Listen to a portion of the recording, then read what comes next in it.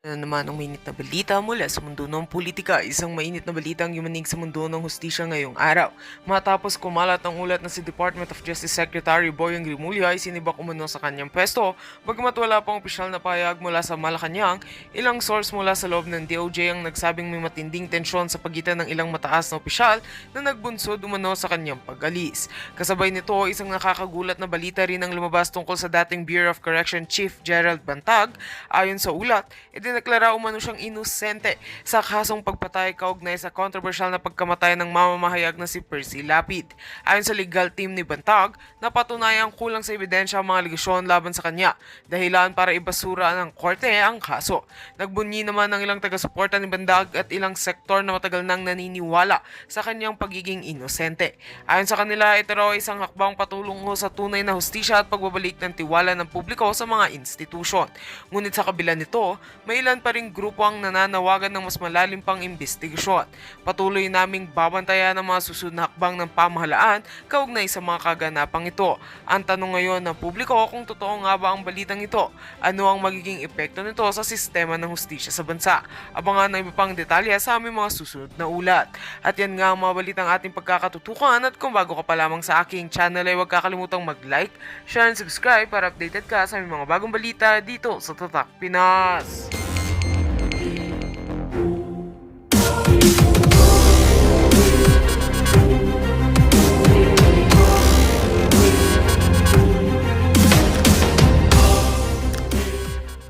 Mga kaaway niya, tayo muna yung mabubomba rito. O yan ang panganib. Hindi mawawala yun. Ayan, breaking news mga kaibigan. Naku, Lunes na Lunes. Lunes na Lunes po. Medyo yung balita natin ngayon Talagang nakaka-excite po mga kaibigan dahil Lunes na Lunes. At eto, may nabalitaan po tayo mga kaibigan, breaking news. 17 na EDCA sites ang idadagdag. What? Oh my God! 17 na EDCA sites mga kaibigan ang idadagdag. At sa wakas, etong si Pangulong Duterte mga kaibigan, yung dating Pangulo natin, nagsalita na. At eto, this time mga kaibigan, sa wakas, tumutol po siya guys. Tumutol po siya kasi sobrang dami na daw yan. Biro nyo, 17 17 mga kaibigan na EDCA sites ilalagay sa Pilipinas. Yung buong Pilipinas na yun, ano yun? Di ibig sabihin, pinaligiran na tayo ng pinaikutan na tayo ng mga military base ng US. So, lalo pong delikado mga kaibigan. Talagang lalo pong mamimiligro ang ating bansa guys. Dahil 17 EDCA sites ang nakapaligid sa Pilipinas. Imagine nyo yan. Kung magkakaroon po ng isang isang hidwaan lang. Magkakaroon lang ng konting hidwaan guys sa China vis-a-vis with Taiwan. Isang beses lang guys ang mangyayari diyan. Sangkot, siguradong kasama tayo diyan. Kung matutupad po yung 17 na EDCA sites ang ilalagay sa Pilipinas. Kaya tama po si Governor Mambay. Naniwala talaga ako sa kanya Diba? Sinabi na ni Governor Mamba yan na magdadagdag pa yung mga yan ng mga sites. Ayan, magdadagdag nga. At this time, 17 EDCA sites na po mga kaibigan. Grabe po. At ito pang breaking news. Secretary Boying po ng DOJ mga kaibigan. Naku, ano nangyari? Natatawa ako pero ayaw kong tumawa kasi karma is real Bakit po itong DOJ ng sekretary natin na si Boying ay nagkaroon po ng 10 araw na wellness leave. Personal daw. Naku, alam ko na yan. Yung mga leave na yan. Yung kunwari magli-leave dahil sa health. Naku, alam ko yan. Alam ko yung story na ganyan. Alamin po yan natin mamaya mga kaibigan Yan po pag-uusapan natin ngayon. Pero bagong lahat, kung bago pa lang kayo sa aming channel, mag-subscribe na po tayo mga kaibigan. Huwag niyong kalimutan mag-comment, like, at paki-hit yung notification bell para updated kayo sa aming mga bagong videos. ATF 2.0 po ang aming FB page. Follow, like, and share ng mga videos. At eto na nga, naku, happy Lunes po sa ating lahat. Grabe naman to si Pudin neto, grabe naman ang Lunes. meron ka agad meron ka agad gusto nang umalis sa pwesto. Natatandaan ko yan. Ha? Ito puntahan muna natin itong breaking news, guys, ha. Unahin muna natin itong breaking news. Ito, pakita ko sa inyo, Ito na, ayan, basahin nyo, Ayan, press statement yan, mga kaibigan. Kaninang-kanina lang yan, no? Bagong-bagong statement yan, mga kaibigan, ng Department of Justice Secretary. Ano na nangyari? Bakit meron ng OIC? Ha? Meron ng bagong OIC or meron ng OIC ang Department of Justice. Asa na si Secretary? Oy, Secretary, ito na ba yung hinihintay namin? Ha? Ito na ba yung hinihintay namin? Kasi guys, mga kaibigan, ang sabi dito, magli-leave daw siya ng 10 araw, yung tinatawag na wellness leave. Ibig sabihin, mga kaibigan, meron siyang sakit? Ha? Bakit merong sakit? Nagkasakit daw? Biglang nagkasakit? Tapos magli-leave for 10 days? Aba. Ha? Sounds familiar ba, mga kaibigan? Ha? Sounds familiar? Natatandaan nyo? Si Wilkins Villanueva, tinanggal niya dahil daw sa health reason. Sino ba si Wilkins Villanueva? Yun yung humuli sa anak niya, di ba?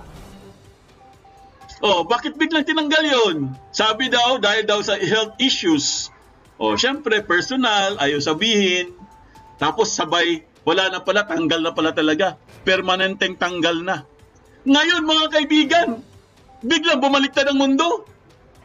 Ito na ba yung sinasabi nating karma is real? Ako ito lang guys hindi ko naman talaga alam kung bakit po siya magli-leave ng 10 days. Kasi ayaw niya sabihin Pero pag sinabi mo kasing wellness leave, mga kaibigan, isa lang ibig sabihin yan. Merong sakit. Anong sakit? Anong sakit? Bakit biglang nagkasakit si Department of Justice Secretary? Aba. Ha? Yan basahin nyo. Sige, basahin natin ha. Yan po yung nakalagay. Ayun press statement. June 25 lang 2023. The Department of Justice Secretary would like to issue an official statement regarding our Secretary of Justice due to personal reasons. Wow, personal reasons na naman. Ayan na naman tayo sa personal reasons. Sabihin mo na lang kasi, Secretary, ha? Na diligwa ka na. Tinanggal ka na ba? The Secretary of Justice will be taking a wellness leave for 10 days, effective immediately. Baka siguro nagbunga na yung mga payo ni Attorney Panelo, mga kaibigan. Baka pinakinggan na po si Attorney Panelo. Kasi ito na nakakagulat Alam nyo guys, ito pa ang nakakagulat, mga kaibigan. Talagang dito guys, siguradong kikilabutan kayo dito. Sasabihin ko sa inyo, mga kaibigan. Natatandaan nyo, a few days, meron pong isiniwalat. Meron pong nahuli na isang Indian official, mga kaibigan. Kung hindi ako nagkakamali, ang pangalan niya is Amit Prem Chandiramani. Yung nahuli na yun, mga kaibigan, nahulihan yun dahil sa possession ng ipinagbabawal na mga armas, Nahuli siya at ni-raid yung bahay niya doon sa Cavite, Ang nangyari, guys, ito palang Indian official na to, di umano sabi ko, di umano, ay meron pala itong connection kay Lisa Smug at saka kay Secretary Boying. Secretary Boying po. Ito lang yun itong pangyayari na to, mga kaibigan, kahapon lang or isang araw ba yun o kahapon. Tapos biglang itong araw na to, bigla pong itong si Secretary guys ng Department of Justice ay biglang umalis sa pwesto at pinalitan na siya ng isang OIC. So nagulat talaga ako, mga kaibigan, anong nangyari? After kasi kinunek ko kasi, kumbaga kumbaga nag-analyze din ako Parang kinunek ko yung dalawa. Kasi po may lumabas na balita, 'di ba, na may nahuli. Tapos di umano sinangkot itong si Secretary ng Department of Justice, pati si Lisa Smug, at saka yung sa PCSO na involved din. Parang gusto yata nilang arborin yung tao na 'yon. Ngayon mga kaibigan, napag-isip-isip ako, sabi ko, bakit siya biglang nag-resign? Or hindi naman nag-resign. Bigla siya nag-leave 10 days. No, itong si Secretary Boying. Sabi ko, bakit bigla siya nag-leave after nung nangyaring insidente doon sa isang Indian official na nahuli at sangkot ang kanyang pangalan? Anong ibig sabihin nito? Di ba? Nag-gets nyo guys? Nag-gets nyo yung pag-analyze ko, yung connection niya? Kasi po mga kaibigan, kanina lang itong umaga na talagang nagulat ako eh. Parang akong kinalabutan nga ako eh. Biro mo, talagang saktong-sakto yung sinabi natin kahapon ba yun, nasabi natin, kailangan na talaga nilang mag-resign.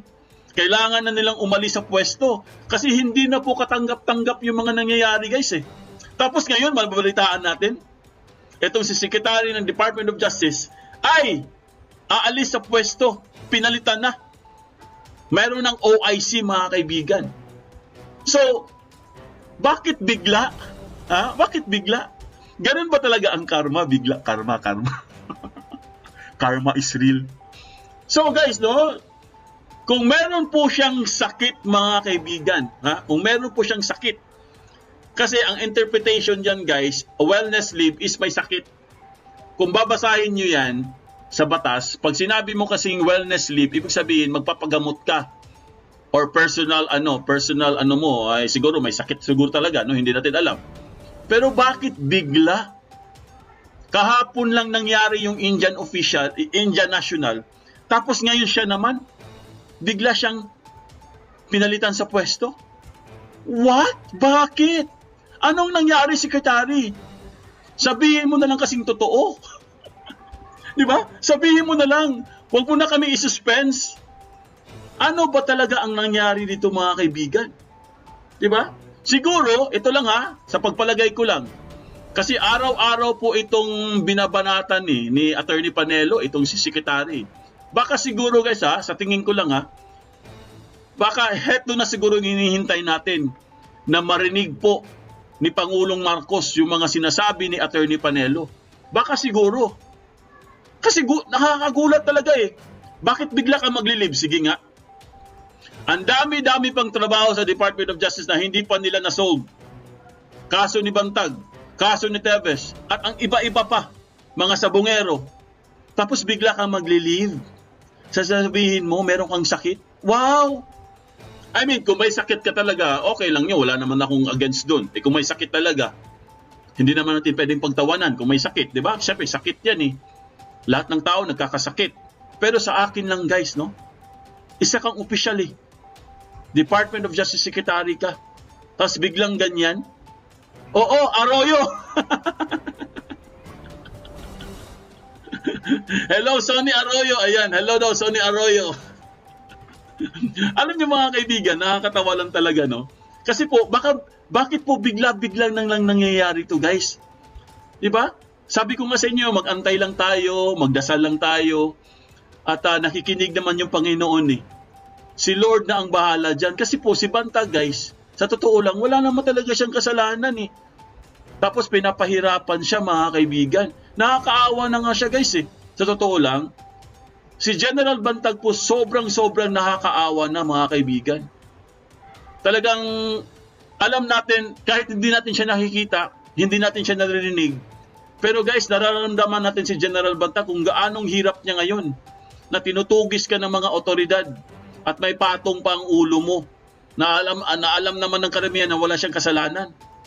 Di ba? O ngayon, dahil po naawa po ang Panginoon sa kanya, o ayan na, sinagot na po yung katanungan natin, yung mga dati nating mga wishes mga kaibigan, yan sinagot na. Baka siguro permanente na yan. Gusto niyo ba maging permanente na yan mga kaibigan? Nag-leave si Bonjing para hanapin si Bantag sa San Aviles. Grabe naman. Nag-leave talaga siya para siya maghanap kay Bantag. Wow! Ano siya, si Rambo? Si Rambo ba? Alam ko si Rambo lang gumagawa nun eh. Di ba? So mga kaibigan, no? Kayo na pong bahala, no? Kayo na pong bahalang humusga mga kaibigan. Ano sa palagay nyo? Okay, ang tanong ngayong araw na to. Ano sa palagay nyo ang dahilan, ang pinakatotoong dahilan mga kaibigan? Nagkasakit kaya siya?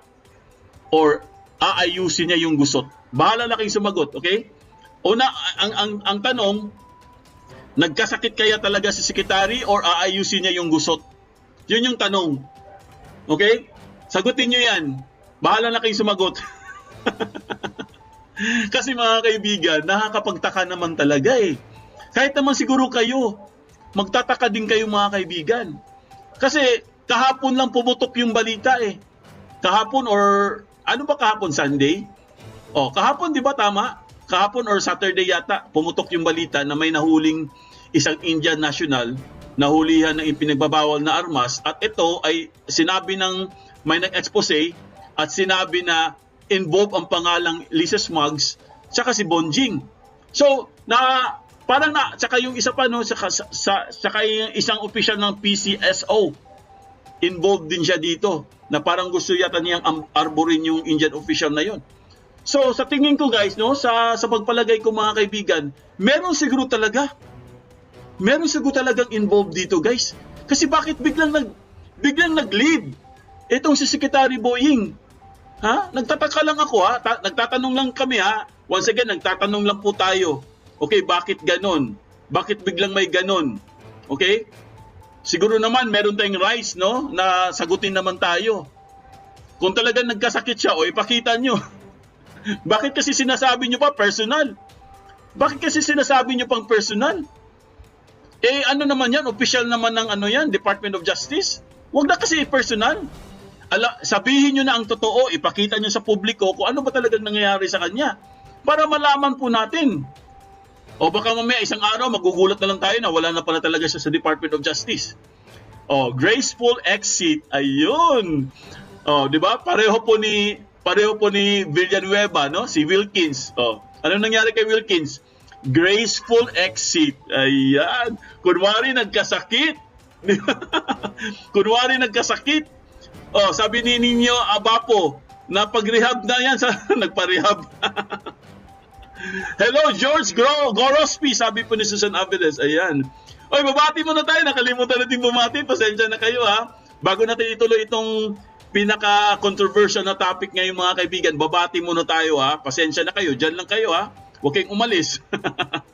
Babati lang tayo. Quick bati lang. Quick. Ayan, Susan Aviles po mga kaibigan. No? Beata Galban. Susan Aviles, happy Monday, Idol Foodinet sa lahat ng Team Bantag at viewers. Ayan, Beata Galban, good afternoon, Idol Foodinet. Team Bantag supporters, viewers. Julie Aguirre, ayan, totoo ba yan? Salamat kung napalitan na si Pulbos. Virginia Gregorio Menchihizon, Totong Johnny, Nana Esteban, Teresita A. Pasilan, Nayam Zane. Hello, Tito Pudinet, shoutout po at Ate Princess to the Cotabato City. Oy, Ate Princess ng Cotabato City, hello sa iyo dyan. Mega love shoutout sa inyo dyan, mga taga Cotabato City. Ayan. Rosa Barkin, Rosie Banjoho, Eve Willing, Nilbert Badiles, Philippines is no more, New Philippines is called US base. US base na tayo. Zuela Rivera Fudinet, naku po, anong nangyari sa Pinas? Pautos ni Bongit kay Biden. Ayan, sabi ni Susan Aviles. Nayam Zane, shoutout po, Tita Susan Aviles. Ayan, megala shoutout, Zoila Rivera, Adel Bautista, Helen Carandang. Ayan, ang dami na palang nag-aantay. Kasi pasensya na kayo ha. Oy, Mirasol Izon. Ayan, si Mirasol Izon po mga kaibigan. Gandang umaga, si Susan Aviles. Sabi po ni Mirasol Izon. Gloria Calayon. Edwin Lina. Dapat lang palitan si Bonjing, Sir Foodie, oo. sana permanent na. Joke lang ha, joke lang. O, sinong gustong permanent? Ha? Sinong gustong permanent? Ha?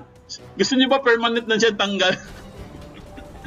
O mga kaibigan ha, si Secretary Boying po, ang breaking news ngayon, nag-leave po siya ng 10 araw. Wellness leave daw yung tawag doon.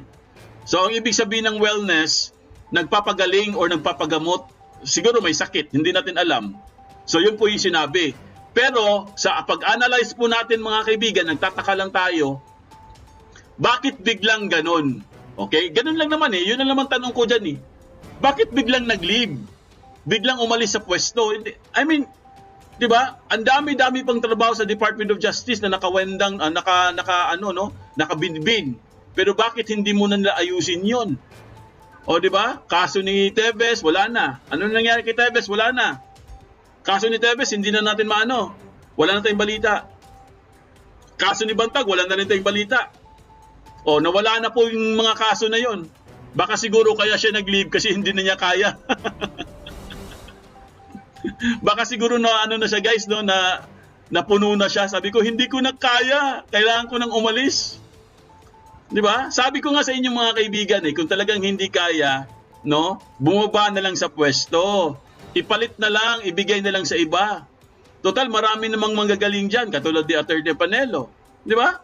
'Yun na lang, ipalit na lang doon. Huwag na po tayong huwag na tayong na talagang kapituko. Na sobrang sa pulbos. Oo, triple karma, grabe.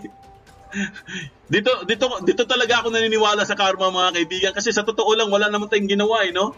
Tahimik lang tayo. I mean, binabatikos natin siya pero hindi naman natin siya inaano Bigla na lang mga kaibigan, no? Bigla na lang. Ang Panginoon na po ang gumawa ng paraan mga kaibigan para po magising lahat, no? Magising tayong lahat na kailangan na talagang palitan. Kasi nga, mga kaibigan, iba na Iba na po nangyayari ngayon, mga kaibigan Parang tingin po ng karamihan, wala na talagang hustisya Wala nang pantay-pantay na na pagtrato sa hustisya, mga kaibigan.